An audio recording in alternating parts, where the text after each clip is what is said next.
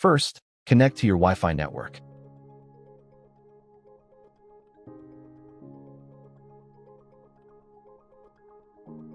Open a web browser and go to the address you see on the screen.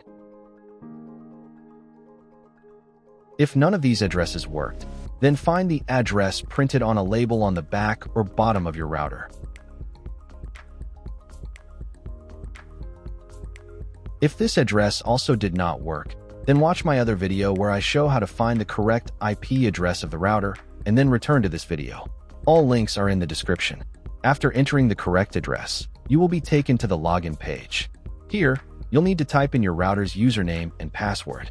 For most NETGEAR routers, the default username is admin, and the default password is password. After entering your login details, click this button. If these details do not work, then find the default information on the label on the back or bottom of your router.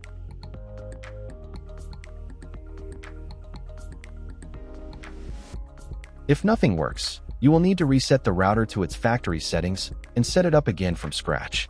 Links to videos are in the description.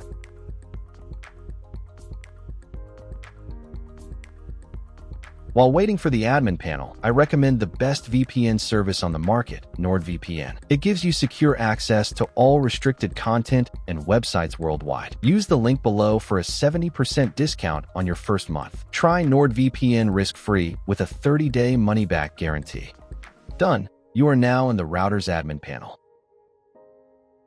Go to the Wireless tab. On this page, find the Name section. And in this field, change the name. Do the same for the 5 GHz network if your router supports this network. Click the Apply button and click the OK button. Wait a couple of minutes until the settings take effect. Reconnect to your network. Thanks for watching. Don't forget to secure your connection with NordVPN using the link in the description for that 70% discount.